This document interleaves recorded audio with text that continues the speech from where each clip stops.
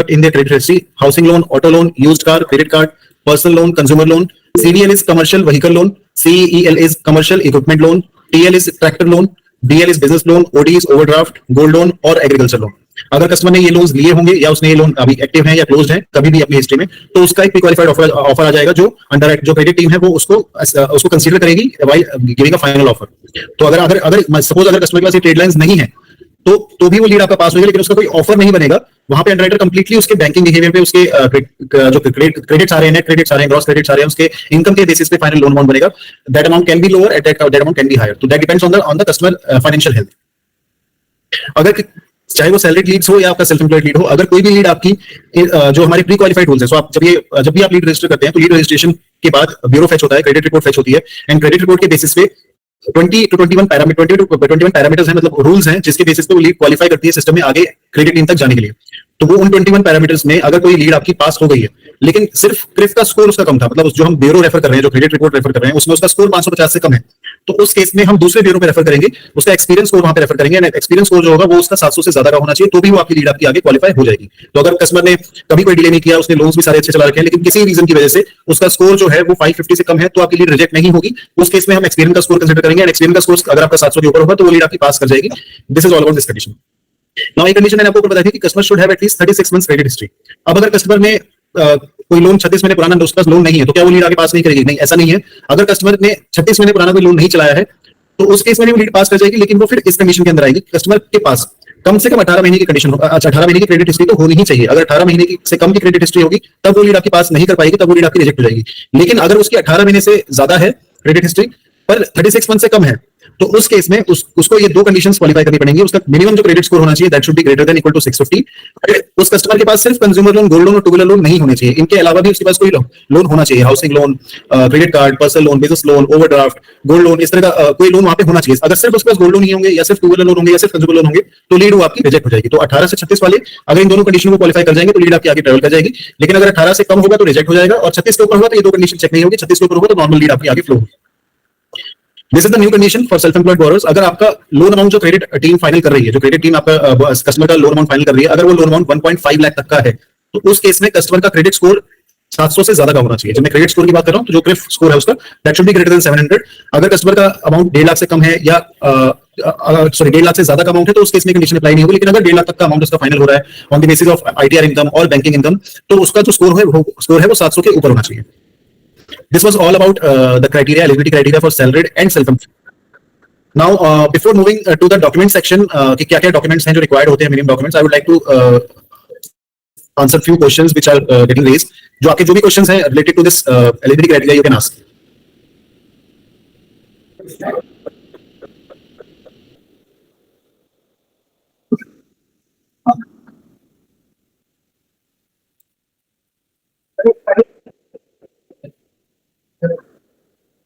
Okay, so there is a question from Gopi Kumar that if customer has many track of loans, he is eligible, he has 2-year ITR and only Udyam, then how can we process this type of case?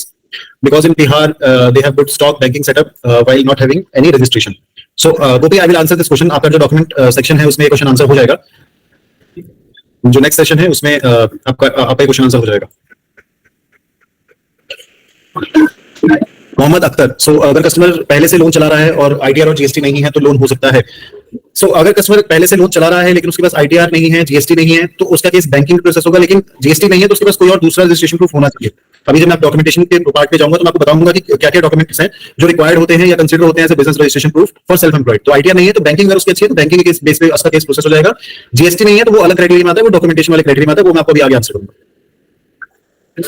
अगर ITR नहीं है तो उसका loan आपका हो जाएगा, वो banking के बेसिस पे होगा उसका loan.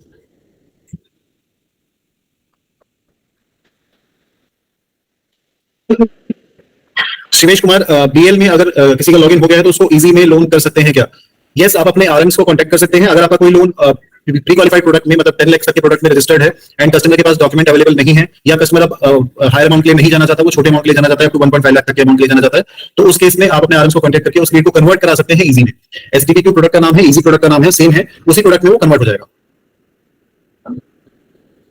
Aman, Udyam is considered for business licence, last 2 year का आईटीआर के साथ फाइल हो, रेजिडेंस प्रूफ में ration card, residential certificate, land receipt, municipal consider होगा। यस अमन, ये सारे डॉक्यूमेंट्स आपके कंसीडर होंगे। Udyam will be considered for business licence, last 2 साल का आईटीआर एक साथ फाइल है। ओके, तो अगर एक साथ फाइल होगा तो वो केस आपका आईटीआर पे कंसीडर नहीं होगा, वो उसके बैंकिंग इनकम पे कंसीडर होगा। आईटीआर दो आईटीआर होते हैं, उन दोनों के बीच का फाइलिंग डिफरेंस जो आपका होना चाहिए वो 6 महीने का कम से कम होना चाहिए। अगर 6 महीने से कम का फाइलिंग डिफरेंस होगा तो आपका आईटीआर पे केस आगे प्रोसेस नहीं हो पाएगा, वो बैंकिंग इनकम पे आपका केस प्रोसेस होगा। जो आपने डॉक्यूमेंट्स मेंशन किए, लैंड रिसिप्ट, म्युनिसिपल रिसिप्ट, ये सारे राशन कार्ड ये कंसीडर होते हैं डॉक्यूमेंट्स में। राशन कार्ड के साथ एक कंडीशन है कि राशन कार्ड में आइरिस स्कैन, मतलब जो स्कैन कोड होता है वो अवेलेबल होना चाहिए वहां पे। जो पुराने राशन कार्ड आते थे वो एक्सेप्टेबल नहीं होंगे। List of negative pin codes आपके आरएनएस आपके साथ शेयर कर देंगे। I will ask them to share. Okay, next question is from Gopi. Customer has last 3 years good repayment while doing process, or last month he has delayed and also paid. Then can we process? Gopi, this is an exceptional scenario. अगर customer ने delay किया है and delay करने के बाद उसने तुरंत पे कर दिया है, उसने कोई नंबर ऑफ डेज में डिले नहीं किया है, उसने 2-3-4 दिन क्रॉस नहीं किया, उसने सेम डे पे कर दिया है, तो वो केस आपका प्रोसेस हो जाएगा। इवन कुछ केसेस में अगर कस्टमर ने 2-3 दिन बाद पे किया है तो भी वो केस प्रोसेस हो जाता है। लेकिन अगर क्रेडिट रिपोर्ट में उसका डिले रिपोर्ट हो चुका है तो लीड आपकी टॉप लेवल पे ही रिजेक्ट हो जाएगी, वो क्रेडिट टीम तक नहीं पहुंचेगी। अगर उसका डिले रिपोर्टेड नहीं है तो वहां पे क्रेडिट टीम वो केस कंसीडर कर लेगी आगे।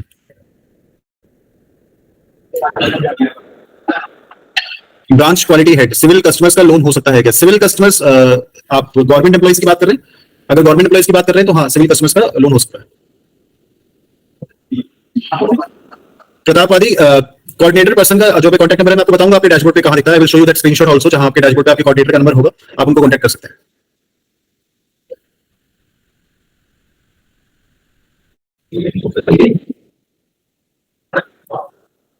रविंद्र सिंह, फॉयर परसेंटेज जो है हमारा, अगर कस्टमर बैंकिंग के बेसिस पे उसका केस हो रहा है तो मैक्सिमम फॉयर जो होगा that should B not greater than 80%। अगर आईटीआर इनकम पे उसका केस हो रहा है तो FOIR we do consider FOIR for some exceptional cases, जहां पे उसका परफॉर्मेंस अच्छा है, उसने लोन्स वगैरह क्लोज किए हैं पुराने, तो उन केसेस में फॉयर आपका 90-95% तक भी जाता है। But as a general process जो फॉयर है on ITR income that is restricted to 85%। Updated ITR consider होते हैं, बट आईटीआर जो अपडेटेड आईटीआर होंगे वो आपके वैलिडेट होने चाहिए। जो भी आप आईटीआर प्रोवाइड करेंगे वो वैलिडेट अगर हो जाएंगे तो आपके केस आईटीआर वो कंसीडर हो जाएगा। नवकेतन नायक, यस, अगर कस्टमर के पास बैंक स्टेटमेंट नहीं है या वो बैंक स्टेटमेंट प्रोवाइड नहीं कर पा रहा है, बट उसके पास बैंक अकाउंट होना चाहिए लोन लेने के लिए। अगर उसके पास बैंक अकाउंट भी नहीं है तो लोन नहीं हो पाएगा उसका। अगर उसके पास बैंक अकाउंट है तो आप उसको इजी प्रोडक्ट में उस लोन को प्रोसेस कर सकते हैं। बट वहां पे कस्टमर को कैंसिल चेक या फिर कस्टमर को पासबुक की फ्रंट पेज कॉपी प्रोवाइड करनी पड़ेगी ताकि हम उसको उसके बैंक अकाउंट को वैलिडेट कर सके। वो हमें सिस्टम में एंटर करना पड़ता है। तो आप विदाउट बैंक स्टेटमेंट आप मेरे को पासबुक की फ्रंट पेज की कॉपी या आप मुझे चेकबुक का कैंसिल चेक जो होता है चेक उसका आप मेरे को दे सकते हैं फोटो, तो उस केस में मैं उसको प्रोसेस कर सकते हैं उसको। आरएम की डिटेल्स मोहम्मद सोफी, मैं आपको अभी आपको दिखाऊंगा कि आप अपने आरएम की डिटेल्स कहां पे देख सकते हैं। आपके डैशबोर्ड पे आप वहां पे देख सकते हैं, वहां उसके बाद आप फोन कर सकते हैं। Gopi, handwritten registration from Gram Panchayat acceptable, signed stamped by Mukhia or Mayor and also DSA partner. Yes Gopi, this kind of document is acceptable. अगर कोई ऐसा डॉक्यूमेंट आप दे रहे हैं जो हैंड रिटन है, ग्राम पंचायत लेटर है, ट्रेड लाइसेंस है, फॉर्म 3, अगर ऐसा कोई भी डॉक्यूमेंट आप मेरे को प्रोवाइड कर रहे हैं जो पहली कंडीशन में ये है कि that document should not be a xerox copy, वो डॉक्यूमेंट ओरिजिनल स्कैन होना चाहिए। उसके बाद कस्टमर का उस पे स्टैंप होना चाहिए, कस्टमर की फॉर्म का वहां पे स्टैंप होना चाहिए, कस्टमर का साइन होना चाहिए, कस्टमर का डेट होना चाहिए जिस दिन वो साइन कर रहा है। एंड वहां पे अगर डीएसए ने भी अपना स्टैंप लगाया है कि उसने उस डॉक्यूमेंट को फिजिकली वेरीफाई कर लिया है तो वो डॉक्यूमेंट एक्सेप्ट हो जाएगा। मैं आपको जब अभी डॉक्यूमेंट पार्ट पे जाऊंगा तो मैं आपको सारा एक्सप्लेन करूंगा कि अपडेटेड जो गाइडलाइन आई है for the business entity document, वो मैं आपको बताऊंगा कि क्या रिक्वायरमेंट है और आप उसको कैसे कैसे फुलफिल कर सकते हैं।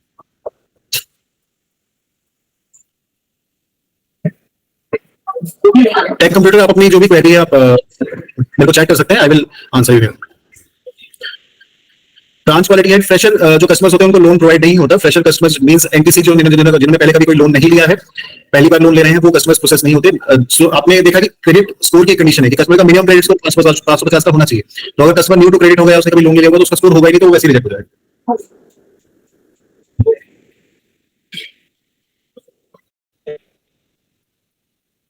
अमन, सेविंग अकाउंट कंसीडर होते हैं?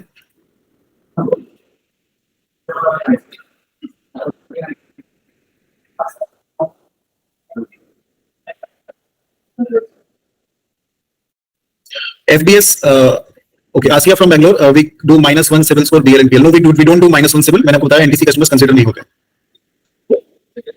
अगर आपका कोई केस इजी में रिजेक्ट हुआ है टेक कंप्यूटर्स, तो आपका वो केस आगे की फर्दर वैलिडेशन, मतलब अगर सैलरी कस्टमर है तो वो ईपीएफओ वैलिडेशन में फेल हुआ होगा, या अगर वो सेल्फ एम्प्लॉयड वर्कर है तो पेरिडॉक वैलिडेशन में फेल हुआ होगा, उसका बैंक अकाउंट वैलिडेट नहीं हो पाया होगा, इसीलिए वो केस आपका रिजेक्ट हुआ होगा, क्योंकि वहां पे कोई क्रेडिट टीम है ही नहीं जो आपके केसेस को, क्योंकि आपने देखा होगा इजी प्रोडक्ट में there is no credit team to process the case, it is all through system. तो अगर पेरिडॉक वैलिडेट नहीं हो पा रहा है तो सिस्टम उसको रिजेक्ट करेगा, अगर उसका ईपीएफ वैलिडेट नहीं हो पा रहा है, सैलरी कस्टमर है, तो वो केस आपका रिजेक्ट होगा। इजी प्रोडक्ट में आपका अप्रूवल आने के बाद रिजेक्शन सिर्फ इसी रीजन की वजह से हो सकता है। थर्ड रीजन इसमें हो सकता है कि कस्टमर का ई मैंडेट जो है वो कर नहीं पा रहा है, या ई मैंडेट उस पर अवेलेबल नहीं है उस अकाउंट पे। तो जो 57 बैंक्स हैं जहां पे ई मैंडेट अवेलेबल है, फैसिलिटी अवेलेबल है, सिर्फ वही केसेस होंगे जो आपके प्रोसेस होंगे इजी में। अगर कस्टमर का कोई कोऑपरेटिव बैंक अकाउंट है, ग्रामीण बैंक अकाउंट है, और उस पर ई मैंडेट सर्विस अवेलेबल नहीं है, तो वो इजी में प्रोसेस अगर आपका अप्रूव हो भी जाता है तो भी वो आपका आगे फर्दर स्टेज पर रिजेक्ट हो जाएगा, क्योंकि उसका ई मैंडेट नहीं हो पाएगा। तो e mandate registration is mandatory for easy product.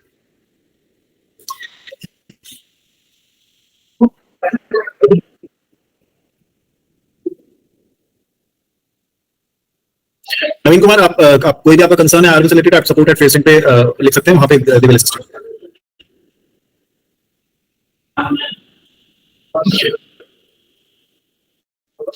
Sheikh Sohail, अगर आपका कोई केस रिजेक्ट हो जाता है, रिजेक्ट होने के बाद वो इजी प्रोडक्ट में मूव नहीं हो पाएगा, आपका that case should be not on cancel state. अगर आपका कैंसिल हो जाता है लोन का स्टेटस जो है वो कैंसिल अपडेट हो चुका है, तब वो केस आपका इजी में प्रोसेस नहीं हो पाएगा।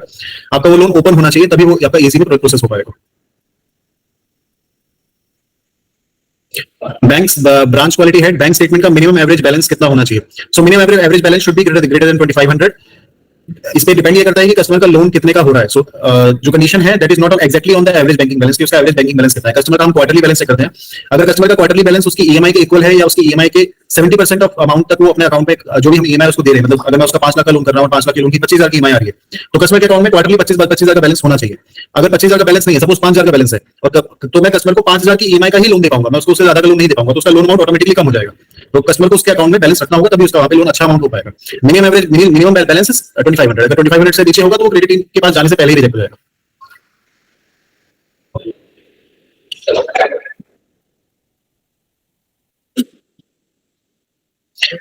सीसी अकाउंट पे मैंडेट पॉसिबल नहीं होता, अमसन फाइनेंस लोन सीसी अकाउंट पे मैंडेट पॉसिबल नहीं हो पाता, मैंडेट रजिस्ट्रेशन नहीं हो पाता, इसलिए सीसी अकाउंट कंसीडर नहीं होता। अगर कस्टमर के पास सीसी अकाउंट है तो वो सीसी अकाउंट एलिजिबिलिटी के लिए कंसीडर हो जाएगा, लेकिन उस केस में उसको कोई अल्टरनेट बैंक स्टेटमेंट देना पड़ेगा जिसमें ई मैंडेट रजिस्ट्रेशन करा सकूं। Gopi Kumar, FOIL calculation depends on three points. First is the ITR gross income. Second is the net monthly credits, which is a banking turnover model. And then third is on the banking ABB, जो उसका average banking balance है उसके basis पे। तो तीन models हैं जिसपे आपका केस इवैल्यूएट होता है। ऐसा नहीं कि कोई कस्टमर आईटीआर रिजेक्ट हो गया तो उसको हम वहीं छोड़ देते हैं। उस कस्टमर को हम एक बैंकिंग टर्नओवर भी चेक करते हैं, एंड उसको एवरेज बैंकिंग बैलेंस वाले मॉडल पे भी चेक करते हैं। तीनों मॉडल पे अगर कस्टमर नहीं एलिजिबल हो पा रहा है तो ही वो लीड आपकी रिजेक्ट होती है। RK Raman and Associates, I will explain कि why customer stamp is important. Self attested is why it is not enough. तो आपको मैं बताऊंगा अभी डॉक्यूमेंट सेक्शन पे आफ्टर 2 मिनट्स में आपका क्वेरी जो है वो आपकी आंसर हो जाएगी। दुर्गेश दत्ता, अगर आप इजी लोन में लोन को प्रोसेस करना चाहते हैं तो उसमें आप इजी लोन का एक सेपरेट लिंक आपके डैशबोर्ड पे अवेलेबल है, वहां से रजिस्टर कर सकते हैं। अगर कस्टमर क्वालिफाई कर जाता है रूल को, तो कस्टमर को वहां पे सिर्फ अपना पैन कार्ड, अपना current address proof and bank statement, किसी भी एक जो बैंक को एक्टिव यूज कर रहा है उसका लेटेस्ट 1 पेज पीडीएफ मेरे को प्रोवाइड कर दीजिए। अगर कस्टमर बैंक स्टेटमेंट पीडीएफ नहीं प्रोवाइड कर पा रहा है तो आप मेरे को उस बैंक अकाउंट का कैंसिल चेक, या अगर कैंसिल चेक भी नहीं है तो आप मेरे को पासबुक का फ्रंट पेज कॉपी शेयर कर सकते हैं, जिसपे bank account holder name, IFSC code, account number mention हो, तो वो केस प्रोसेस हो जाएगा। इसके अलावा उसमें और कोई डॉक्यूमेंट्स की रिक्वायरमेंट नहीं है। OTP login without OTP registration is not possible, Senapati.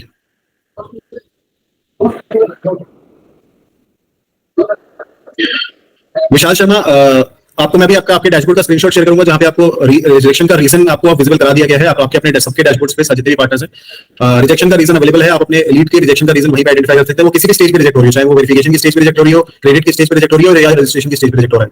जो भी रिजेक्शन का रीजन है आपको आपके डैशबोर्ड पे ही विजिबल होगा। मैं आपको दिखा दूंगा कि कहां पे आप वो रीजन चेक कर सकते हैं। FBS, yes, we have negative profile, negative area. Negative area जैसे मेरे को पता है सैलरीड में Ghaziabad city is negative area. Self employed में देयर आर 284 पिन कोड्स जो नेगेटिव हैं। सेम नेगेटिव प्रोफाइल्स भी है, जैसे lawyers, police, army professionals, butchers, ये जो प्रोफाइल्स हैं ये नेगेटिव प्रोफाइल्स हैं। ये प्रोफाइल्स की लिस्ट भी आपके डैशबोर्ड पे अवेलेबल है।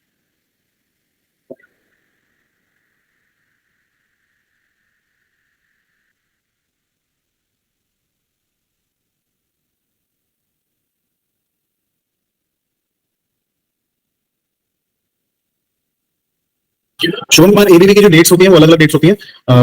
पूरे मंथ में हम 6 to 7 डेट्स पे चेक करते हैं, वो जो बैलेंस उन 6 to 7 डेट्स पे आता है उस बैलेंस को हम कंसीडर करके उसका एवरेज बैंकिंग बैलेंस कंसीडर करते हैं।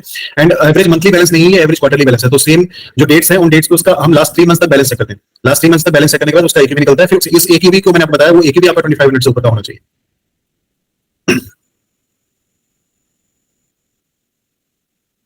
कमलेश प्रसाद, डीपीडी अगर 10 साल पुराना होगा तो आपका वो केस जो होगा वो डीपीडी कंडीशन को पास कर जाएगा, लेकिन अगर वो डिफॉल्ट होगा तो वो पास नहीं कर पाएगा। जीएस कौन, BDO is banking turnover model. Padampati associate, आपका क्वेश्चन है FC rule offer pin code reject. तो ये पिन कोड के बेसिस पे आपका लोन है, लीड जो है वो रिजेक्ट हुई है, नेगेटिव पिन कोड में है आपका। Sanjay Kumar, I will show you कि आपको इजी लोन का लिंक कहां मिलेगा। अमीनुल इस्लाम, मैंने आपको बताया handwritten trade licence accept होंगे, लेकिन उसकी कंडीशन है that document should be signed, stamped and dated by the borrower. And जो आप जब उस डॉक्यूमेंट को प्रोवाइड करेंगे तो आपको भी अपना फॉर्म का वहां पे स्टैंप लगाना पड़ेगा, देखिए that document is verified bye you physically. आपने उस डॉक्यूमेंट को फिजिकली वेरीफाई कर लिया है, उस पर आपने अपना स्टैंप लगा दिया है, उसको साइन एंड डेट कर दिया है।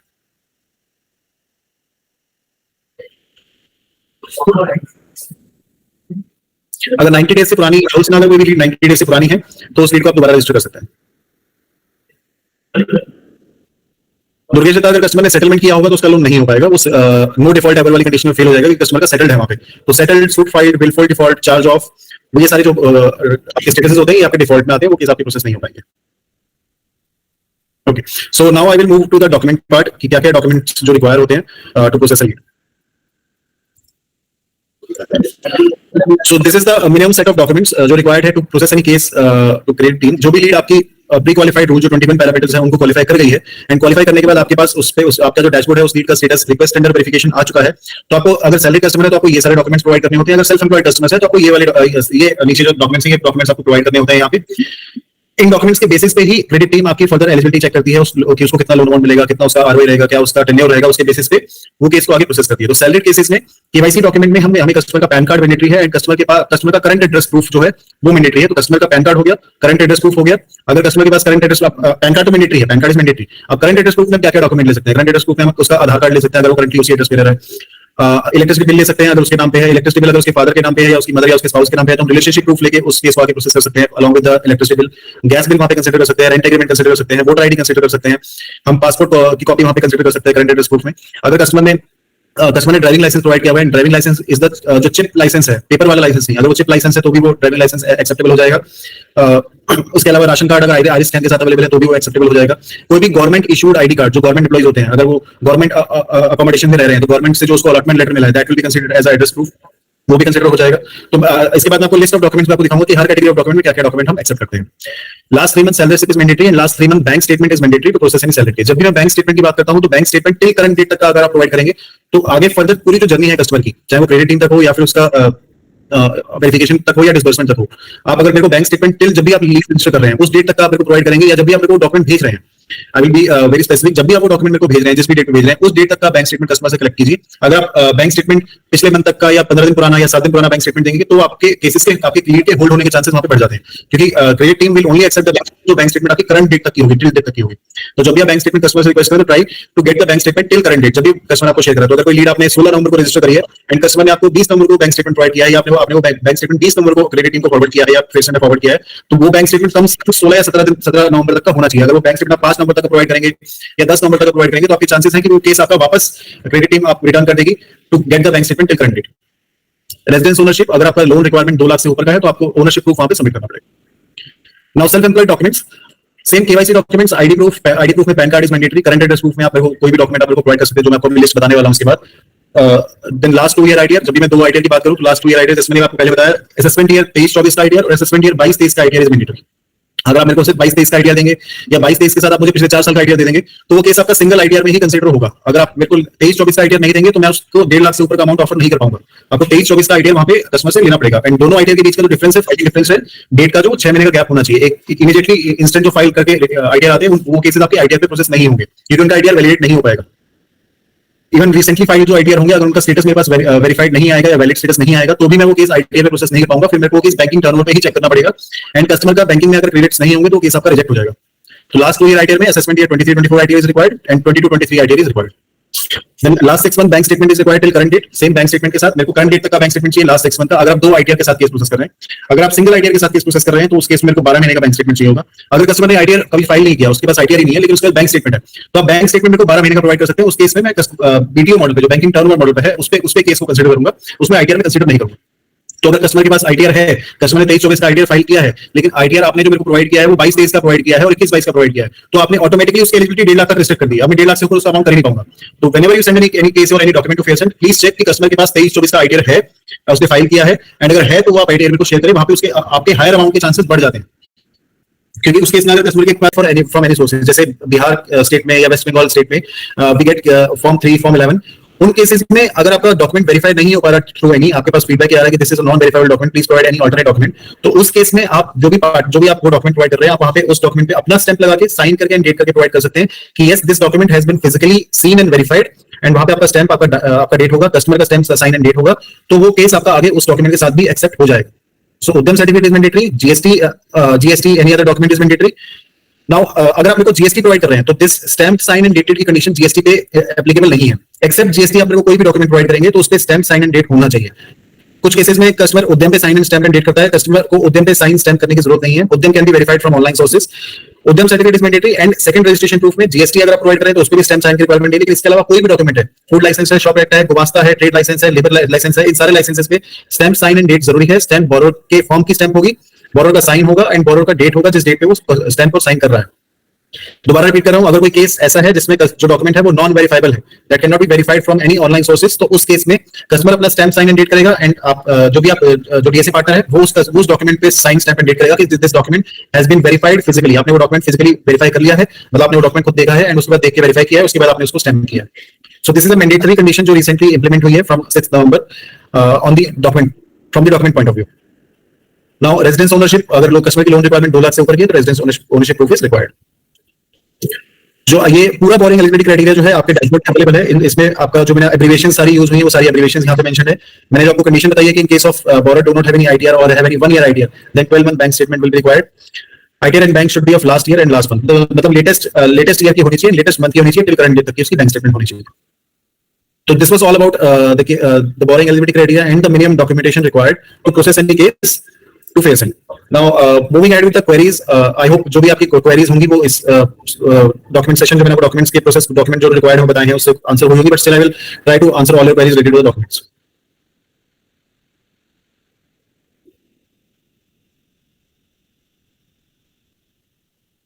तो देखिए जितना डॉक्यूमेंट पीडीएफ आपके डैशबोर्ड पे ऑलरेडी अपलोडेड है, आपको वहां से आप डाउनलोड कर सकते हैं इसको कभी भी, आपके पास एक्सेसिबल है।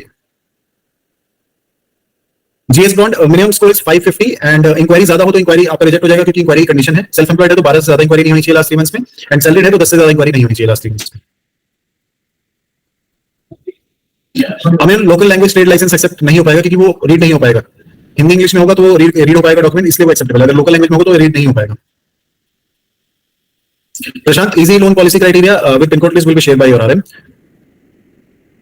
Alex Associates, both rented is doable. Both rented is doable. I mean, minimum salary is 25, should be greater than 25,000.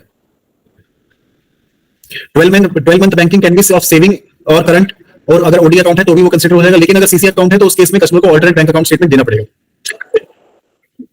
Rule loans minimum salary required, minimum salary should be greater then 25,000, saving account consider कर लेते हैं। Rule loans joint account consider हो जाते हैं, लेकिन customer joint account में primary holder होना चाहिए, सेकेंडरी होल्डर ना हो, क्योंकि सेकेंडरी होल्डर पे ई-मैंडेट नहीं हो पाएगा। प्राइमरी होल्डर होगा तो ही उसका ई-मैंडेट हो पाएगा। मनोज, अगर 53 एज है और कस्टमर का लोन नहीं बन पा रहा है 2 साल का, जो फॉयर रेशियो है एंड जो बैंकिंग इक्विटी टू ईएमआई की जो रेशियो है दैट इज नॉट अलाउइंग कि मैं उसको 2 साल तक का लोन दे पाऊं, तभी वो रिजेक्ट हुआ होगा। अगर कोई लीड आपकी रिजेक्ट हो जाती है तो 90 डेज के बाद वो दोबारा रजिस्टर हो सकती है, लेकिन नया उद्यम होगा, नया उद्यम कंसीडर हो जाएगा। किसी भी कस्टमर के पास अगर उद्यम नहीं है, आपने रीच आउट किया, लीड रजिस्टर किया, कस्टमर ने बोला कि मेरे पास डॉक्यूमेंट नया उद्यम नहीं है या उद्यम सर्टिफिकेट नहीं है, तो कस्टमर नया उद्यम रजिस्टर करा के दे सकता है। उद्यम मैंडेटरी है, बिना उद्यम के केस प्रोसेस नहीं हो पाएगा, उद्यम is mandatory. Alex, yes, both rented is doable.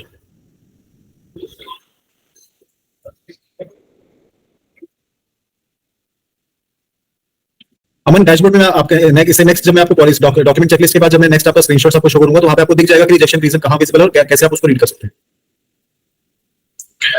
Vishal, business vintage ITR से कंसीडर हो जाता है, उसकी जो कंडीशन है मैं आपको अभी विद इन 5 मिनट्स में आपको कंफर्म कर दूंगा। इसमें इसी सेशन में आपको बता दूंगा कि कैसे हम आईटीआर से भी बिजनेस विंटेज कंसीडर कर सकते हैं अगर कस्टमर का विंटेज ऑन डॉक्यूमेंट 2 साल का नहीं है तो। मोहम्मद सोफी, इजी लोन्स में केवाईसी डॉक्यूमेंट मैंडेटरी है, pan card and current address proof is mandatory. Bank statement वो मेरे को कोई भी सिंगल पेज प्रोवाइड कर सकता है लेटेस्ट मंथ का। अगर बैंक स्टेटमेंट प्रोवाइड नहीं कर पा रहा है तो मेरे को पासबुक का फ्रंट पेज कॉपी चाहिए होगा या फिर कैंसिल चेक का कॉपी चाहिए होगा to process the case. This is only the 3 document to process easy loan. Aman, easy loan एक स्ट्रेट थ्रू प्रोसेस प्रोडक्ट है जिसमें कस्टमर अगर क्वालिफाई होता है, it's a pre approved kind of offer जो कस्टमर के क्रेडिट ब्यूरो हिस्ट्री के और उसके परफॉर्मेंस के बेसिस पर उसको लोन मिलता है। इसमें लोन अमाउंट जो है that is from 50,000 to 1.5 lakh. And अगर कस्टमर इस पॉलिसी में या इस प्रोडक्ट में क्वालिफाई कर जाता है तो कस्टमर का डॉक्यूमेंटेशन भी वहां पे कम से कम डॉक्यूमेंटेशन है। एंड वहां पे जो अंडरराइटिंग प्रोसेस है, जो क्रेडिट प्रोसेस है, that is also not there. वहां पे जो भी प्रोसेस है सारा सिस्टम के थ्रू है। वहां पे ना किसी क्रेडिट टीम से वहां पे कोई वैलिडेट करेगा, वो सारी इन्फॉर्मेशन जो सिस्टम वैलिडेट कर रहा है, तो उसका ईपीएफओ वैलिडेट होगा, उसका बैंक अकाउंट वैलिडेट होगा एंड वैलिडेशन के बाद वो केस आपका आगे प्रोसेस हो जाएगा। नवीन कुमार, मैक्सिमम लोन जो हम देते हैं that is up to 10 lakh. Kamal Ansari, अभी जो एज क्राइटेरिया मैंने बताया वो इंप्लीमेंटेड है, वो 6 नवंबर से इंप्लीमेंट हो चुका है, करंटली इन फोर्स है। आपकी जो भी लीड्स रजिस्टर हो रही है वो सारी लीड्स इसी पॉलिसी पे और इस एलिजिबिलिटी क्राइटेरिया पे इवैल्यूएट हो रही है। हाँ, लॉगिन के बाद मेरे को 23 आईटीआर आपका 23-24 का अगर लेटेस्ट आईटीआर होगा तो वो वेरीफाई नहीं होगा जीत मेरा। अगर आपका आईटीआर 23-24 अभी उसने रिसेंटली फाइल किया, सपोज आपने 16 तारीख को मेरे को लॉगिन किया और आपने 18 तारीख को मेरे को डॉक्यूमेंट प्रोवाइड किया, 18 तारीख की डेट का आईटीआर फाइल किया है, तो ITR process income tax department ने प्रोसेस ही नहीं किया होगा, तो वो आईटीआर मेरा आगे वैलिडेट नहीं हो पाएगा, तो कोई काम का नहीं है मेरा आईटीआर अगर आप मेरे को प्रोवाइड भी करते हैं। तो अगर कस्टमर का आईटीआर जो पुराना फाइल होना चाहिए, 31 जुलाई लास्ट डेट थी, 31 जुलाई तक उसका आईटीआर फाइल होना चाहिए।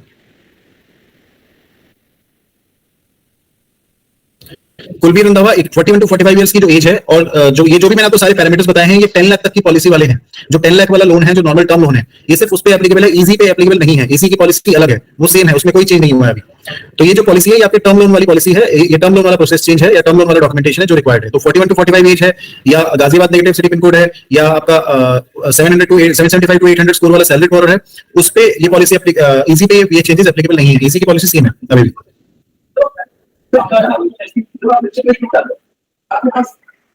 FBS as such there is no list of for salary profiles, company की कोई लिस्ट नहीं है।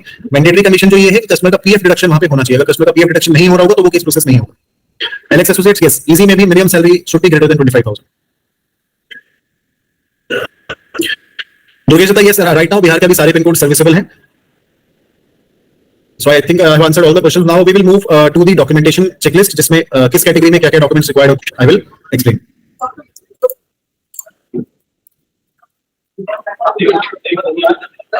So this is the document checklist. कि किस कैटेगरी में क्या-क्या डॉक्यूमेंट रिक्वायर्ड होता है. This is also available on your dashboard. You can refer to this document for कि कौन सा डॉक्यूमेंट किस कैटेगरी में एक्सेप्टेबल हो सकता है. So passport is acceptable in ID proof and address proof. Aadhaar card is acceptable in ID proof and address proof. Permanent driving license is acceptable in ID proof. Yes, it is acceptable in address too. यहाँ पे N mentioned है. But that driving license should be a chip license. वो paper वाला licence जो पहले पुराना जो licence है वो वाला लाइसेंस नहीं होना चाहिए. Election card, voter ID card is acceptable in ID proof and address proof. PAN card is accepted as a ID proof only. PAN card is mandatory. बिना PAN card के केस नहीं हो पाएगा.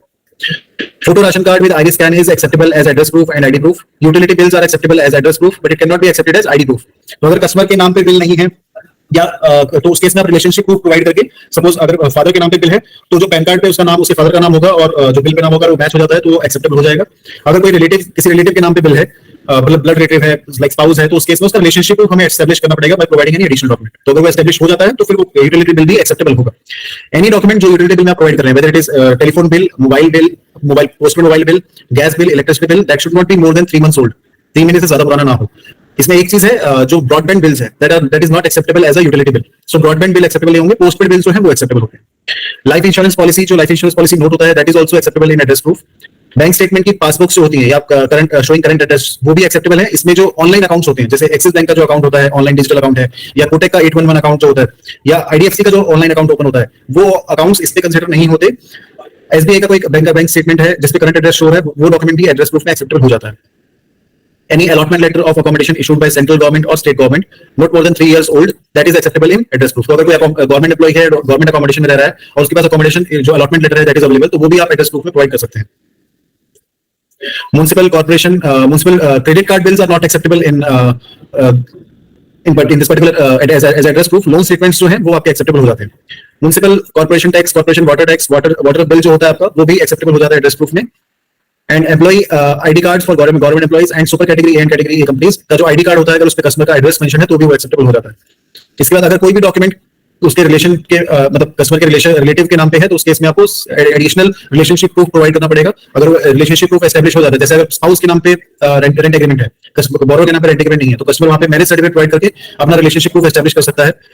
पैन कार्ड पे father का नाम है and so suppose एक एग्जांपल से मैं आपको बेटर एक्सप्लेन कर पाऊंगा यहाँ पे। अगर कस्टमर का जो इलेक्ट्रिसिटी बिल है वो उसकी मदर के नाम पे है एंड कस्टमर का पैन कार्ड जो है, पैन कार्ड पे उसके फादर का नाम है, तो हम रिलेशनशिप कैसे आइडेंटिफाई करेंगे कि जो मदर है, ये जो जिस लेडी के नाम पे ये इलेक्ट्रिसिटी बिल है, she is mother of that particular borrower, तो उस केस में मदर का हम आधार कार्ड या मदर का हम वहां पे डॉक्यूमेंट ले सकते हैं जिसपे उसके हस्बैंड का नाम हो।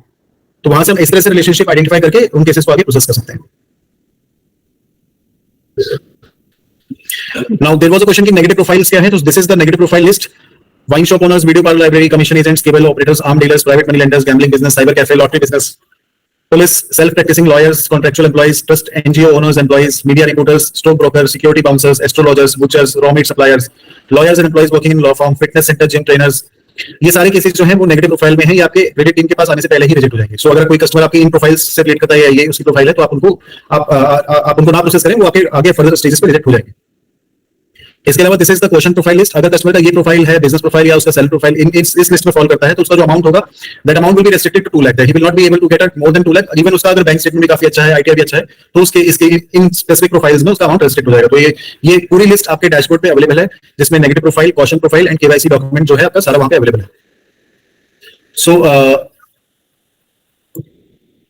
इससे रिलेटेड अगर किसी के कोई क्वेरीज है तो I will now answer this and then we will move to the screenshots of your dashboard, जहां पे you can refer to the screenshots कि आपको किस तरह से स्टेटस वहां पे विजिबल होता है, क्या उनका मतलब होता है, कहां से आप आरएम के कांटेक्ट डिटेल्स कर सकते हैं, कि कहां से आप एसटीपी के जो हमारा इजी प्रोडक्ट है उसमें आप लीड प्रोसेस कर सकते हैं।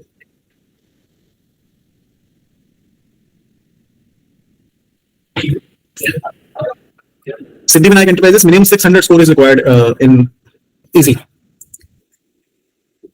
अमन, सैलरी स्लिप नहीं है लेकिन पीएफ है डिडक्शन के साथ, तो हम कैसे आइडेंटिफाई करेंगे कि पीएफ उसका डिडक्ट हो रहा है?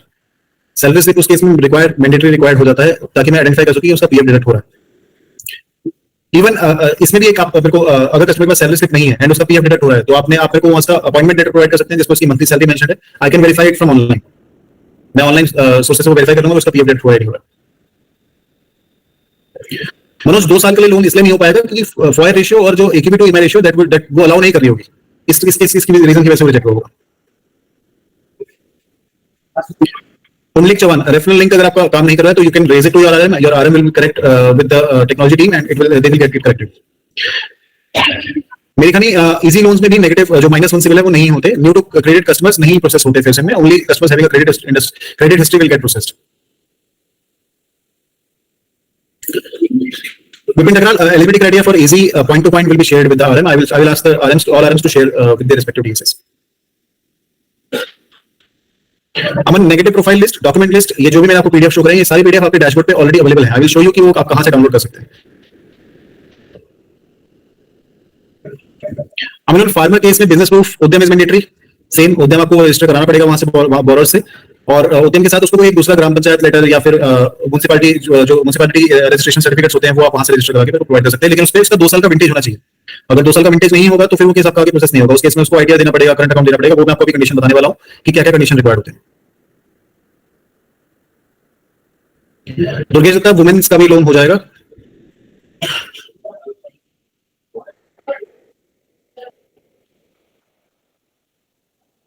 Yes, form 16 and 26AS can be shared for PF deduction.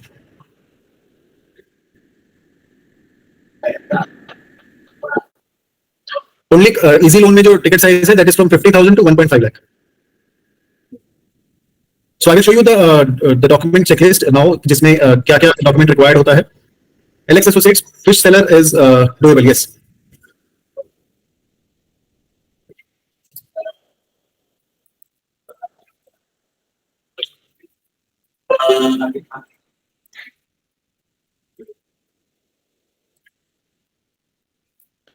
So I hope my screen is visible to everyone.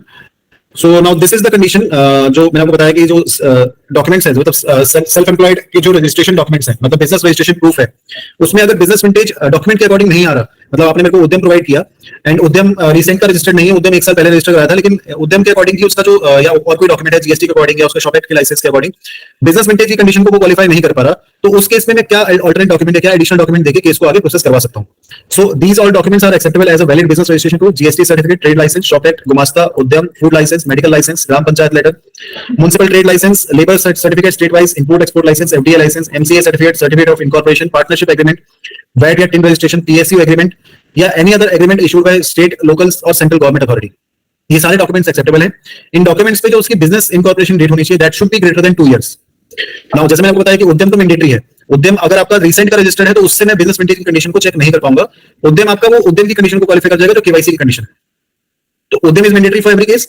लेकिन अगर आपका उद्यम 3 महीने से पहले रजिस्टर किया हुआ है, उसको रजिस्टर कराए हुए 3 महीने हो चुके हैं, तब उद्यम आपका कंसीडर हो जाएगा for the business vintage. But उस केस में भी आपको मेरे को second business registration proof signed, stamped and dated provide करना ही होगा. तो 2 business registration proof is mandatory for every self employed case which is getting processed in phase. Udyam is mandatory and any other second business registration proof mandatory. अगर आपका उद्यम आधार से जो मेरी business vintage की कंडीशन है क्वालिफाई कर जाती है, तो आप कोई दूसरा डॉक्यूमेंट मेरे को रिसेंट रजिस्टर करके प्रोवाइड कर सकते हैं. अगर किसी केस में जो बिजनेस विंटेज है वो 2 साल से कम की है लेकिन 1 साल से ज्यादा है, मतलब 12 महीने से 24 महीने के बीच की है, तो उस केस में हम आईटीआर से भी उसकी बिजनेस विंटेज चेक कर सकते हैं. उस केस में आपको कस्टमर से दोनों आईटीआर प्रोवाइड करने होंगे. अगर कस्टमर को पिछले 2 साल का आईटीआर प्रोवाइड कर देता है, मतलब 23-24 का और 22-23 का, ये दोनों आईटीआर मेरे को प्रोवाइड करता है एंड दोनों आईटीआर जो है वो वैलिडेट हो जाते हैं, वैलिड स्टेटस उनका आ जाता है, तो मैं उन आईटीआर के साथ और उस प्रोवाइडेड बिजनेस रजिस्ट्रेशन प्रूफ के साथ केस को आगे प्रोसेस कर लूंगा. अगर कस्टमर के पास आईटीआर भी नहीं है, सपोज उसके पास एक आईटीआर है या एक भी आईटीआर नहीं है, तो उस केस में भी बिजनेस विंटेज मैं करंट अकाउंट से कंसीडर कर सकता हूं. बट जो करंट अकाउंट है वो कम से कम 12 महीने पुराना होना चाहिए, मतलब 12 महीने का आपको करंट अकाउंट स्टेटमेंट वहां पे प्रोवाइड करना पड़ेगा. एंड उस पे जो करंट अकाउंट पे जो नाम आ रहा है, जो उसके बिजनेस का नाम आ रहा है और जो रजिस्ट्रेशन प्रूफ पे उसका नाम आ रहा है, वो दोनों नाम मैच होने चाहिए. अगर वो दोनों नाम मैच होते हैं तो वो उस केस में वो provided business registration proof vintage condition को क्वालिफाई कर जाएगा. मैं दोबारा एक्सप्लेन कर रहा हूं. यहाँ पे बिजनेस रजिस्ट्रेशन प्रूफ के अकॉर्डिंग 2 साल की विंटेज मैंडेटरी है. अगर 2 साल की विंटेज नहीं है, 12 महीने से 24 महीने की विंटेज है, तो उस केस में आप मेरे को पिछले 2 साल का आईटीआर प्रोवाइड कर सकते हैं. अगर आईटीआर वैलिड है तो मैं उस बिजनेस रजिस्ट्रेशन प्रूफ के साथ प्रोसेस कर लूंगा. अगर आईटीआर वैलिडेट नहीं हो पा रहा है या कस्टमर के पास आईटीआर नहीं है या सिंगल आईटीआर अवेलेबल है, तो उस केस में आप करंट अकाउंट कस्टमर से ले सकते हैं. करंट अकाउंट 12 महीने पुराना होना चाहिए एंड जो उस पे जो अकाउंट होल्डर नेम है, उस पे जो फॉर्म का नाम आ रहा है, फॉर्म का नाम और रजिस्ट्रेशन प्रूफ पे जो नाम है वो नाम अगर मैच कर रहा है तो वो डॉक्यूमेंट एक्सेप्टेबल हो जाएगा. सेम उद्यम जो मैंने बताया, recently registered Udyams are acceptable but it will not be considered as a valid document to establish the business vintage.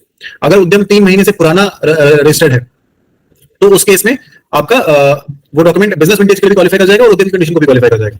उस केस में उद्यम आपका Udyam as a primary document consider हो जाएगा और सेकेंडरी डॉक्यूमेंट आपको कोई भी मेरे को प्रोवाइड कर सकते हैं, रिसेंट का बनवा के भी प्रोवाइड कर सकते हैं कस्टमर से. But that document should be signed, dated and stamped.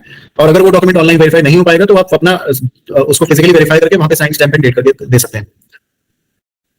2 business registration proof is mandatory. All business registration certificate except GST should have stamp of form, sign and date of borrower.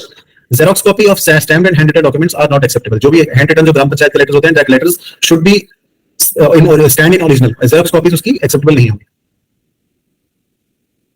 So this is related to the business registration proof. Then now I will explain कि ITR जो मैंने आपको पिछले document में बताया कि customer का last 2 year का आईटीआर होना चाहिए. दोनों आईटीआर के बीच का जो डिफरेंस है, फाइलिंग डेट का जो डिफरेंस है, that should be greater then 6 months. अगर वो 6 months से कम का है, कस्टमर ने रिसेंट फाइल किया, तो आपके आईटीआर नहीं कंसीडर होंगे.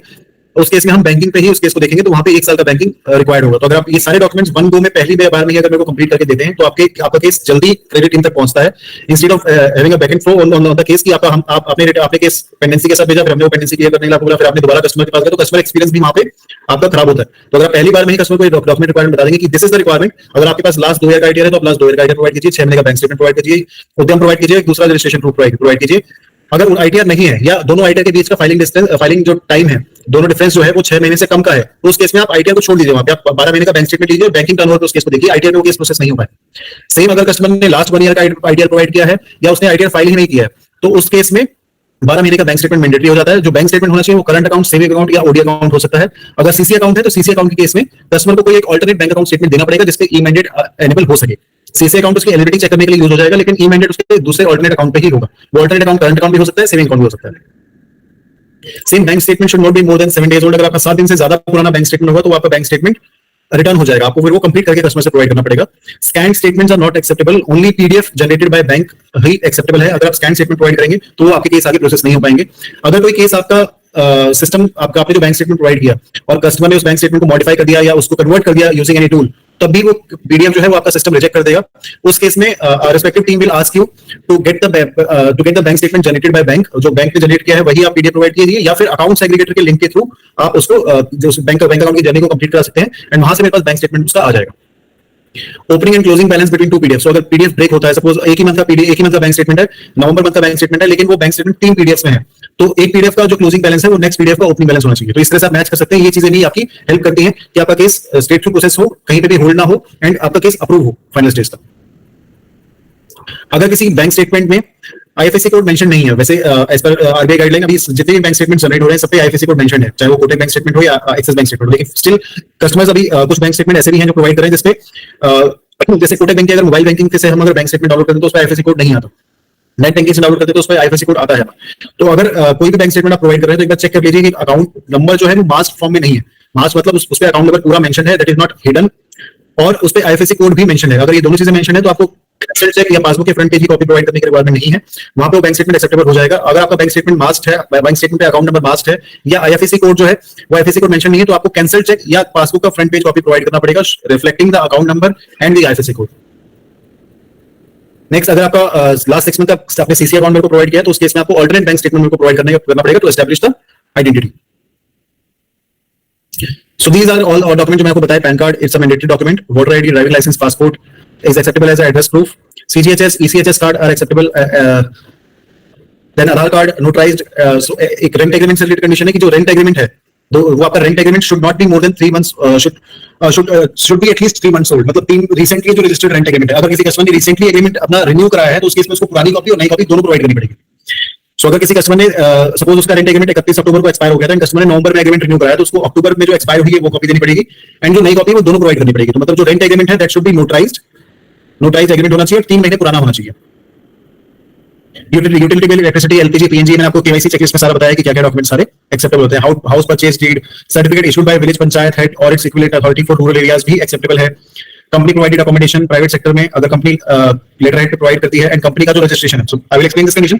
अगर गवर्नमेंट एम्प्लॉय है और अलॉटमेंट लेटर गवर्नमेंट से इशूड है तो उस केस में वो allotment letter will be acceptable as a address proof. अगर बोरो जो है वो कंपनी प्रोवाइडेड अकोमोडेशन रहता है, company is a private company, तो उस केस में भी allotment letter is acceptable, but उसकी कुछ कंडीशंस हैं। Allotment letter should be on company's letter head, and company establishment should be either private limited और लिमिटेड, और उसका जो रजिस्ट्रेशन है मतलब उस कंपनी को कम से कम 5 साल होने चाहिए, तभी वो डॉक्यूमेंट जो होगा वो एक्सेप्टेबल होगा। अगर रिसेंट वजह से अगर स्टार्टअप्स में काम कर रहा है, 3 साल हुए, उसको 4 साल हुए कंपनी को रजिस्टर हुए और उसने उसको अकोमोडेशन प्रोवाइड किया हुआ है और उसने वो लेटर प्रोवाइड किया है, तब वो एक्सेप्टेबल नहीं होगा। So this is all about the document section, जो क्या-क्या जो भी डॉक्यूमेंट्स रिक्वायर्ड होते हैं टू प्रोसेस एनी केस, किस डॉक्यूमेंट के अगेंस्ट में सब्स्टिट्यूट में आप क्या-क्या डॉक्यूमेंट प्रोवाइड कर सकते हैं, वो सारी चीजें मैंने आपको बता दी। Now I will in the next part I will explain you, आपको मैं कुछ स्क्रीनशॉट दिखाऊंगा जिस पे आप रेफर कर सकते हैं अपने डैशबोर्ड पे, जहां से आप देख सकते हैं कि किसी लीड का रिजेक्शन रीजन क्या है, अपने आरएम को कैसे कांटेक्ट कर सकते हैं, इजी में लोन कैसे प्रोसेस कर सकते हैं, एंड रिजेक्शन के रीजंस कैसे आइडेंटिफाई कर सकते हैं, लोन के स्टेटस कैसे आइडेंटिफाई कर सकते हैं। But before this, I will take few questions. I can see a few questions on the documentation part.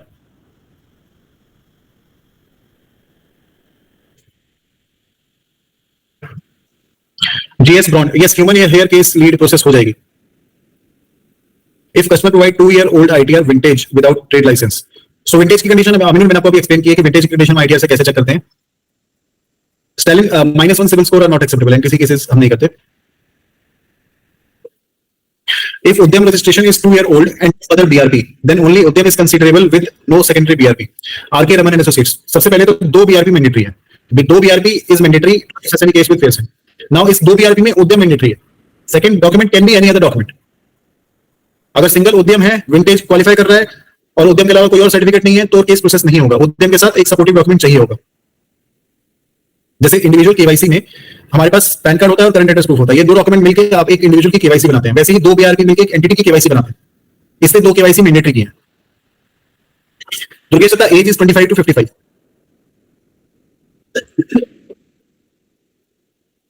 ODA अगर कस्टमर के पास ओडीए अकाउंट है तो एक्सेप्ट हो जाएगा. सीसी अकाउंट एक्सेप्ट नहीं होगा. सीसी अकाउंट मतलब ई मैंडेट के लिए एक्सेप्ट नहीं होगा, एलिजिबिलिटी के लिए एक्सेप्ट हो जाएगा. उसके लिए आपको सीसी अकाउंट अगर प्रोवाइड करते हैं तो ऑल्टरनेट बैंक स्टेटमेंट आपको प्रोवाइड करना होगा वहां पे. दीपक बेटा, रिसेंट फंडिंग पे लोन हो सकता है डिपेंडिंग ऑन कि उसका फॉयर रेशियो ब्रीच नहीं हो रहा है. सो उसकी सारी जो रेशियो जो लोन अप्रूवल के टाइम पे थी वो वैसे ही है. अगर उसका फॉयर रेशियो एक भी रेशियो ब्रीच हो रहा है या उसका ट्रेंड मेरे को दिख रहा है कि उसने काफी मल्टीपल रिसेंट फंडिंग की है तो उस केस में वो लोन रिजेक्ट हो जाएगा. अगर सिंगल रिसेंट फंडिंग है एंड उसका फॉयर रेशियो अलाउ कर रहा है तो वो लोन हो जाएगा. Okay, next I will show you document जिसमें लोन स्टेट में आपको बताऊंगा कि क्या इस लोन स्टेट का क्या मतलब होता है, ताकि आप अपने डैशबोर्ड्स पे चेक कर सकें कि अगर आपकी लीड इस पर्टिकुलर स्टेट पे है तो मतलब इस लीड अभी कौन से डिपार्टमेंट के पास है, इस पे क्या हो रहा है, क्या काम हो रहा है, आपको आइडेंटिफाई कर सके अपने डैशबोर्ड्स को ही रेफर करके।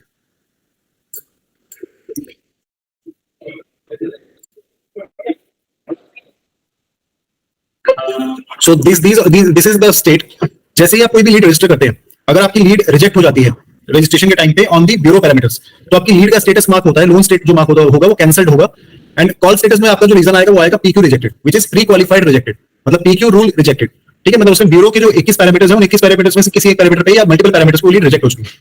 अगर वो लीड आपका पीक्यू मतलब पीक्यू रूल्स को क्वालिफाई कर जाता है, प्री क्वालिफाइड रूल्स को क्वालिफाई कर जाता है, तो लीड का स्टेटस आ जाएगा, फर्स्ट स्टेज आ जाएगा request under verification, which means या तो उस पर कोई डॉक्यूमेंट पेंडिंग है या मिसिंग है, या आपने अभी तक उस कस्टमर ने मेरे को अभी तक डॉक्यूमेंट प्रोवाइड नहीं किए हैं, बट रिक्वेस्ट अंडर वेरिफिकेशन पे लीड है। जैसे ही उसका कोई डॉक्यूमेंट मेरे पास आ जाएगा तो उस लीड का स्टेट हो जाएगा request verified, which means documents received from borrower. And जैसे ही वो डॉक्यूमेंट्स वैलिडेट हो जाएंगे, रिव्यू हो जाएंगे, तो वो lead forward to underwriting and accept by underwriting हो जाएगी। मतलब now that lead has been accepted, all document has been validated and this lead is now on the credit desk. Now at credit desk जो भी lead मेरे पास process होगी वो lead आपकी maximum T+1, मतलब विच इज अगर आप मेरे को आज डॉक्यूमेंट देंगे तो कल शाम तक उसका वो रिव्यू हो जाएगा, उसका कोई ना कोई क्रेडिट डिसीजन आ जाएगा। इसमें कंडीशन ये है कि कस्टमर शुड बी कॉन्टेक्टेबल, मतलब अगर कस्टमर क्रेडिट कॉल्स को या क्रेडिट की क्वेरीज को आंसर नहीं कर रहा है तो उस केस में क्रेडिट डेस्क पे वो केस होल्ड जाएगा। अगर कस्टमर रिस्पॉन्सिव है, सारे डॉक्यूमेंट्स इन टाइम है, कंप्लीट है, तो वो केस आपका बाय टुमारो, मतलब आज अगर आपने कोई डॉक्यूमेंट दिया है तो कल शाम तक वो केस प्रोसेस हो जाएगा। अगर किसी लोन स्टेटस में आपको रिटर्न बाय अंडरराइटिंग दिख रहा है तो इट मींस उस केस में जो रिक्वायर्ड डॉक्यूमेंट्स थे वो कंप्लीट नहीं थे एंड कस्टमर क्रेडिट टीम ने वो केस वापस कर दिया है या होल्ड पे कर दिया है। आप इसको होल्ड कह सकते हैं कि अंडरराइटिंग पे ये होल्ड है। Now you have to complete that pending document and जैसे ही वो कंप्लीट होगा वो दोबारा एक्सेप्ट की लोन स्टेट पे आ जाएगा। अगर WIP आपको दिख रहा है तो इट मींस कस्टमर से मेरे को कोई कस्टमर से क्रेडिट टीम को कोई एडिशनल डॉक्यूमेंट रिक्वायर्ड है, या फिर कस्टमर क्रेडिट टीम के कॉल्स को आंसर नहीं कर रहा है, इसलिए वो उन्होंने उस केस को भी रिजेक्ट नहीं किया या होल्ड पे नहीं किया, उसको भी अंडर प्रोसेस रखा है।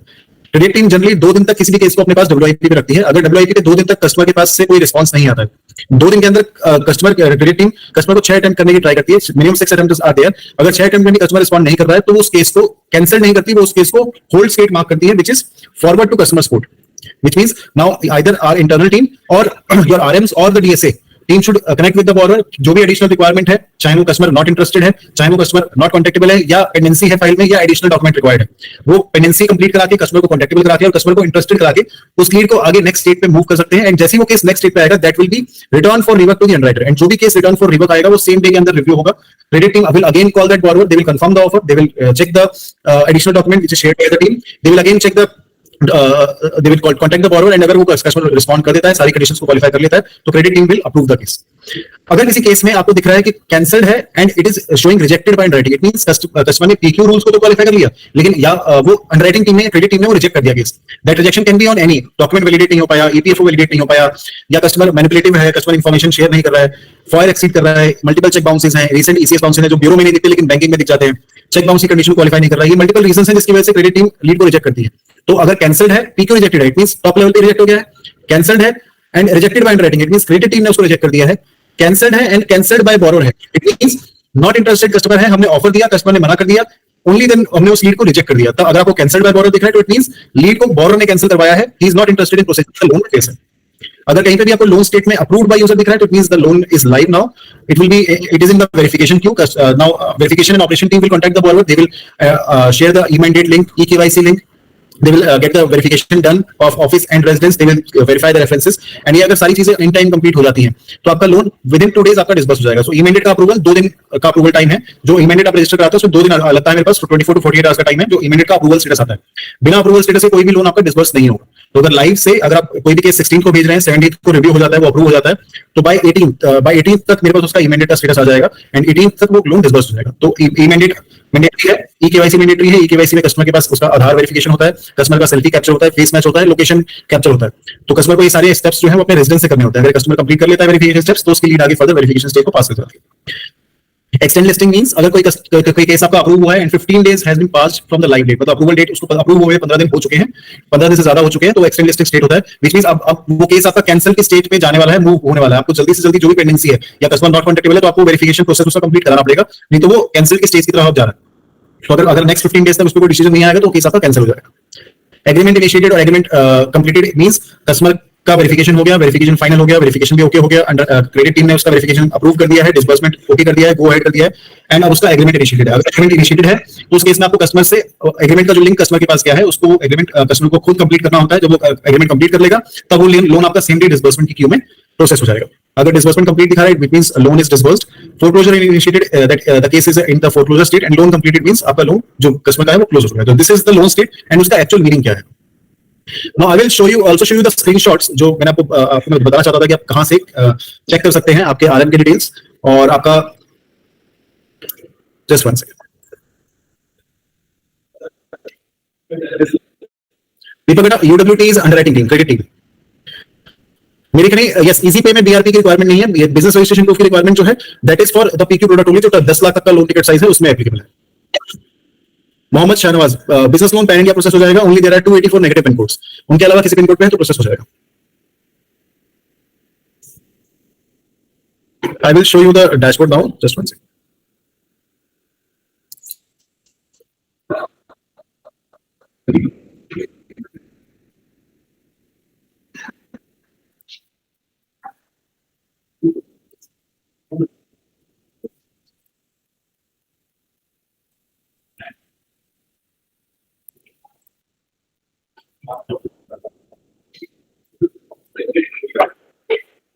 So I hope my screen is now visible. So this is your partner dashboard, screenshot of your partner dashboard, जिसमें आपको यहाँ पे सारी डिटेल्स आपकी विजिबल होती है, हर सेक्शन यहाँ पे है।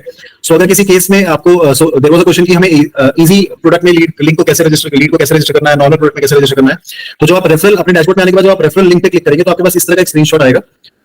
रेफरल लिंक पे क्लिक करने के बाद आपका यहाँ पे फेयर एंड इजी का जो लिंक है, दिस इज द लिंक, आप यहाँ से ये कॉपी करके लीड को रजिस्टर करा सकते हैं फेयर एंड इजी प्रोडक्ट में सेपरेटली। एंड अगर आपको नॉर्मल टर्म लोन में प्रोसेस करना है तो वो आपका बोरो रजिस्ट्रेशन लिंक जो है यहाँ से आप उसको रजिस्टर करा सकते हैं। नाउ सेकंड, अगर आपको अपने आरएम के कॉन्टैक्ट डिटेल्स देखने हैं कि आपका आरएम जो है या आपका करंट नाउ आरएम कौन है, अगर आपका आरएम चेंज हुआ है तो लेटेस्ट जो आपका असाइंड आरएम है वो कौन है, तो वो आप प्रोफाइल एंड आरएम डिटेल्स पे क्लिक करने के बाद अपने आरएम की डिटेल्स वहां पे देख सकते हैं। जैसे आप प्रोफाइल एंड आरएम डिटेल्स पे क्लिक करेंगे आपका पहले तो ऊपर आपको पहले अपनी डिटेल्स देखेंगे जिसमें आपका ईमेल आईडी, आपका कॉन्टैक्ट नंबर और आपका नाम वहां पे होगा। उसके पीछे आपके असाइंड आरएम का नाम, ईमेल आईडी और कॉन्टैक्ट नंबर होगा। प्रोफाइल एंड आरएम डिटेल्स में जाके आप अपने आरएम के कॉन्टैक्ट को वहां से चेक कर सकते हैं, उनको कॉन्टैक्ट करके आपकी जो भी क्वेरी है वहां से एड्रेस करा सकते हैं। थर्ड, आपका जो बोरो एलिजिबिलिटी क्राइटेरिया एंड जो केवाईसी चेकलिस्ट मैंने अभी आपको इस पूरे सेशन में दिखाई है वो बोरो एलिजिबिलिटी क्राइटेरिया के अंदर ऑलरेडी अपलोडेड है। आप इस सेक्शन में जाके अपने बोरो एलिजिबिलिटी क्राइटेरिया को डाउनलोड कर सकते हैं, अपने रिस्पेक्टिव जो भी आपकी टीम है उसके साथ शेयर कर सकते हैं। एंड जो भी जब भी अपडेट होगा वो बोरो एलिजिबिलिटी क्राइटेरिया में ही अपडेट होगा, तो जो भी वो अपडेट होगा इसी सेक्शन में अपलोड होगा, तो यहाँ से आप अपने बोरो एलिजिबिलिटी क्राइटेरिया को रेफर कर सकते हैं। केवाईसी चेकलिस्ट जो मैं आपको डॉक्यूमेंटेशन चेकलिस्ट सारी बताई है, नेगेटिव प्रोफाइल बताई है, क्वेश्चन प्रोफाइल बताई है, ये सारी आपकी बोरो केवाईसी चेकलिस्ट में अवेलेबल है। तो यहाँ पे जब बोरो केवाईसी चेकलिस्ट पे क्लिक करेंगे तो आपको आपके डैशबोर्ड में वो डॉक्यूमेंट विजिबल हो जाएगा, वहां से उस डॉक्यूमेंट को रेफर कर सकते हैं। थर्ड इज मैं आपको बोला था कि आप अपने डैशबोर्ड पे ही अपने लोन के स्टेटस को रिव्यू कर सकते हैं कि लोन आपका जो अगर रिजेक्ट हुआ है तो क्यों रिजेक्ट हुआ है, उसका रीजन क्या है। इन द नेक्स्ट स्क्रीनशॉट जैसे आप डैशबोर्ड पे जाएंगे, अपने डैशबोर्ड पे क्लिक करेंगे, डैशबोर्ड पे क्लिक करने के बाद आपके पास लीड फिल्टर आएगा जहां पे आपको अपनी लीड्स को फिल्टर करना होगा। तो अगर आप कैंसल्ड फिल्टर चेक करते हैं, सो मैं आपको एक नेक्स्ट स्क्रीनशॉट दिखाता हूं। सो अगर आपका लीड आपका इस तरह से आपका एक डैशबोर्ड आएगा, यहाँ पे बोरो डिटेल आएगी, आप सर्च एंड सॉर्ट ऑर्डर पे क्लिक करके फिल्टर्स यूज कर सकते हैं कि आपको किसी स्पेसिफिक डेट की लीड्स को देखना है, आपने कल जो लीड्स दी थी उसके लीड का स्टेटस क्या है, या आपने जो एक हफ्ते पहले लीड दी थी वो रिजेक्ट हुई है तो उसका रिजेक्शन रीजन क्या है। तो आप यहाँ से अपने डैशबोर्ड पे सर्च एंड सॉर्ट ऑर्डर पे क्लिक करके वो फिल्टर यूज करके आप इस तरह से रिपोर्ट जनरेट कर सकते हैं। आपको जो कॉलम रेफर करना है वो करंट स्टेटस रेफर करना है। करंट स्टेटस में ही आपका जो भी मैं आपको लोन स्टेटस भी दिखाए हैं, approved by user, cancelled, WIP, return for revoke, सारे आपके यही मेंशन होंगे। जैसे ही आपका केस अप्रूव होगा, लोन अमाउंट, आपका टेन्योर, आपका आरओआई, प्रोसेसिंग फीस, वो सब यहाँ पे मेंशन हो जाएगा। अगर आपका लीड आपने रजिस्टर किया है, रजिस्ट्रेशन होने के बाद वो कैंसिल हो गया, मतलब जो प्री क्वालिफिकेशन रूल्स हैं उसके बेसिस पे वो क्वालिफाई नहीं कर पाया और कैंसिल हो गया, तो आपकी लीड का स्टेटस आ जाएगा कैंसिल्ड एंड आ जाएगा PQ bureau rejected, which means pre qualified bureau rejected. And अगर आपका पीक्यू ब्यूरो रिजेक्ट आता है तो आप नीचे इस लिंक पे क्लिक करके व्यू रिजेक्शन रीजन पे क्लिक करके अपने लीड जो आपकी रिजेक्ट हुई है उसका रीजन चेक कर सकते हैं कि किस रीजन पे रिजेक्ट हुआ है। तो जैसे इस पर्टिकुलर स्क्रीनशॉट में अगर आप व्यू रिजेक्शन रीजन पे क्लिक करेंगे तो इस तरह से आपके पास एक विंडो ओपन होगी जिसमें आपकी लोन आईडी होगी, कितने पैरामीटर्स पे वो रिजेक्ट हुआ है। तो अगर मैं इस पर्टिकुलर लोन आईडी की बात करूं जिसका एग्जांपल है, ये लीड 5 रूल्स पे रिजेक्ट हुई है, व्हिच मींस ऑफर जो पिन कोड रूल है उस पे भी रिजेक्ट हुई है, ब्यूरो स्कोर है उस पे भी रिजेक्ट हुई है, डीपीटी रूल है उस पे भी रिजेक्ट हुई है, जो आपका डिफॉल्ट वाला रूल है व्हिच इज डीबीटी लॉस जो वाला जो रूल है उस पे भी रिजेक्ट हुई है, एंड ओवरड्यू है उस पे भी रिजेक्ट हुई है। तो जितने भी उसके रीजंस होंगे वो सारे रीजंस आपको यहाँ पे दिख जाएंगे कि प्री क्वालिफिकेशन रूल को अगर उसने क्वालिफाई नहीं किया, प्री क्वालिफायर पीक्यू रूल को उसने क्वालिफाई नहीं किया तो उसके रिजेक्शन के रीजंस क्या है। क्यों ब्यूरो रिजेक्शन के रीजंस आपके स्क्रीन पे आपको आप रेफर करके चेक कर सकते हैं कि लीड आपकी कैंसिल क्यों हुई है। इसके अलावा फर्दर स्टेजेस पे भी अगर आपकी लीड क्रेडिट अंडरराइटिंग टीम के पास या आपका वेरिफिकेशन टीम के पास होल्ड पे है या उस पे कोई एडिशनल रिक्वायरमेंट है, तो वो भी आप अपने ही इसी डैशबोर्ड से जाके रेफर कर सकते हैं। जैसे मैं आपको यहाँ पे आप स्क्रीनशॉट में देख पा रहे होंगे कि आपका यहाँ पे रजिस्ट्रेशन डेट आ रहा है, करंट स्टेटस आ रहा है, अप्रूव्ड बाय यूजर। तो अप्रूव्ड बाय यूजर होते ही उसका लाइव अमाउंट, उसका टेन्योर, उसका आरओआई, उसका प्रोसेसिंग फीस यहाँ पे शो हो रहा है। तो अगर आपका कोई लोन आपका अप्रूव्ड बाय यूजर है तो this is the final offer, जो क्रेडिट टीम उसको अप्रूव कर चुकी है। प्रोडक्ट टाइप से आप फिल्टर कर सकते हैं कि प्रोडक्ट टाइप अगर आपका एसटीपीक्यू मेंशन है, व्हिच मींस इजी लोन, आपका इजी वाला प्रोडक्ट है। अगर कोई लीड आपकी इजी आपको दिख रहा है कि प्रोडक्ट टाइप इजी है, तो उसमें आपको सारे डॉक्यूमेंट्स कलेक्ट करने की जरूरत नहीं है, उसको आपको एसटीपीक्यू में ही प्रोसेस करना है। जो 3 डॉक्यूमेंट मैं आपको बताया वही 3 डॉक्यूमेंट देकर आप लोन को प्रोसेस करा सकते हैं 1.5 लाख तक के लिए। या अगर कोई केस आपका पहले पीक्यू में क्वालिफाई कर गया, बट अब आपका after communication with the borrower आपको पता लगा कि कस्टमर के पास आईटीआर नहीं है या कस्टमर के पास 2 बीआरपी नहीं है, तो आप उस केस को एसटीपीक्यू में मूव करा सकते हैं। एसटीपीक्यू में मूव कराने के लिए आप अपने रिस्पेक्टिव आरएम को कांटेक्ट कीजिए, they have the access to move the case from PQ to STPQ. तो यहाँ वो आपका केस मूव कर देंगे। अगर क्वालिफाई हो जाता है तो यहाँ पे एसटीपीक्यू मार्क हो जाएगा, अगर एसटीपीक्यू नहीं होगा तो इस तरह से आपको ब्लैंक दिखेगा। ठीक है, ब्लैंक दिखेगा या पीक्यू एसटीपीएल दिखेगा। दोनों प्रोडक्ट्स में आप कंफ्यूज मत होना है। एसटीपीक्यू इज डिफरेंट, छोटा लोन है जो 1.5 लाख तक का लोन है। पीक्यू एसटीपीएल इज डिफरेंट, वो नॉर्मल टर्म लोन ही है। कॉल स्टेट में आपको बोरोवर मेड लाइन दिखेगा एंड यहाँ पे उसके नेक्स्ट में आपको वेरिफिकेशन स्टेटस भी दिखेगा।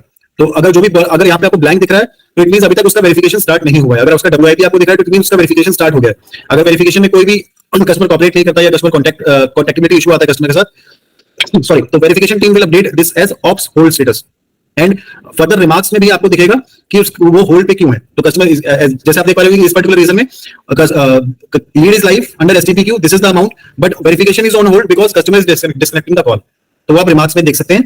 अगर आपका करंट स्टेट में कैंसल्ड आ रहा है, मतलब यहाँ पे कैंसल्ड आ रहा है और यहाँ पे दिख रहा है reject by UWT, which means lead reject हो गई है बाय अंडरराइटिंग टीम, तो अंडरराइटिंग रीजन में आपका वहां पे रीजन दिख जाएगा कि अंडरराइटिंग स्टेज पे ये क्यों कैंसिल हुआ या ये होल्ड पे है तो क्यों होल्ड पे है। जैसे आपको यहाँ पे दिख रहा है कि this case is on WIP, applicant not contactable. So underwriting का अगर कोई कैंसिल होगा तो आपका यहाँ पे अंडरराइटिंग के रिजेक्शन रीजन आ जाएंगे। तो आपका अगर पीक्यू पे रिजेक्ट होता है तो पीक्यू का रीजन आपको दिख जाएगा, अंडरराइटिंग पे रिजेक्ट होता है तो अंडरराइटिंग का रीजन दिख जाएगा, वेरिफिकेशन पे कोई केस होल्ड पे है तो वेरिफिकेशन का रीजन भी आपको यहाँ पे दिख जाएगा कि होल्ड का रीजन क्या है। So using this dashboard, you can completely be independent from tracking the lead. आपको किसी पे रिलाई करने की या किसी पे डिपेंड होने की जरूरत नहीं है कि who will help you in the case status. Yes, your RMs will is always there to help you on the loan statuses, but you can also check all the loan status from your dashboard itself. कि lead क्यों cancel हुई है, किस stage पे है, क्या hold है, क्या रिक्वायरमेंट है, वो सब आप यहाँ से चेक कर सकते हैं।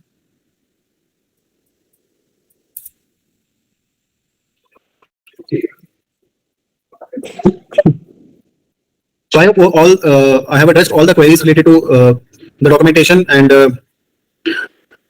the borrowing eligibility criteria as well as the dashboard queries which were raised during the session. Now, if you have any questions, you can ask. I'm here to answer. Yes, and for any RM change or any other support related queries, you can directly mail to support@faircent.com, which is in the chat, support@faircent.com. If your RM is not answering the calls, if you are having any issues with the RM, you can directly contact support@faircent.com. Your query will get addressed. Alex associates ops hold status में case customer की कॉन्टैक्टिबिलिटी के according रहता है। अगर customer मेरे को confirm करता है कि वो लोन के साथ प्रोसेस नहीं करना चाहता, ही इज नॉट इंटरेस्टेड, तो वो ऑप्स होल्ड में नहीं जाएगा, वो ऑप्स नेगेटिव में चला जाएगा, मतलब वेरिफिकेशन की उससे वो केस बाहर जा चुका है। अब जब कस्टमर दोबारा इंटरेस्टेड या कॉन्टैक्टेबल होगा तभी वो केस वापस आएगा। ऑप्स होल्ड पे केस तब तक रहता है जब तक कस्टमर अवेलेबल नहीं हो जाता। अगर कस्टमर मेरे को एक लंबा टाइम फ्रेम दे रहा है जिसमें मेरे को पता है कि वो कस्टमर वापस नहीं आने वाला 7 दिन तक या 10 दिन तक, कस्टमर आउट ऑफ स्टेशन है, तब वो केस आपका नेगेटिव में चला जाएगा। एल्स वो तब तक आपका होल्ड में रहेगा जब तक वो कस्टमर होल्ड कराना चाहता है। मतलब अगर कस्टमर बोलता है कि वो अभी अवेलेबल नहीं है घर पे, वो कल अवेलेबल होगा, तो हम उसको होल्ड करके कल तक के लिए होल्ड पे रखेंगे। अगर कस्टमर फिर कल हम कॉल करेंगे, अगर कस्टमर फिर रिस्पॉन्ड नहीं करता, जब भी वो नेक्स्ट टाइम देगा, नेक्स्ट अपॉइंटमेंट टाइम देगा, वो उस अपॉइंटमेंट टाइम तक होल्ड रहेगा। लेकिन अगर कस्टमर यही एक्टिविटी 2-3 बार कर रहा है, वेरिफिकेशन को अवॉइड कर रहा है, तब वो केस नेगेटिव वेरिफिकेशन में चला जाएगा, which is customer is not cooperating for the verification process.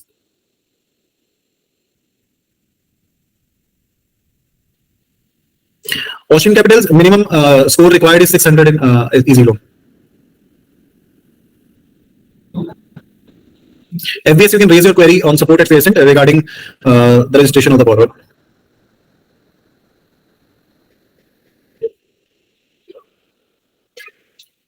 Durgesh दा, आपका अगर कोई लोन आपने लॉगिन किया है छोटे लोन में, विच इज एसटीपी के लोन, इजी लोन में अगर आपको कोई इशू आ रहा है तो आप स्क्रीनशॉट लेके मेरे को रेज कर सकते हैं support@faircent.com पे, यू विल गेट असिस्टेड।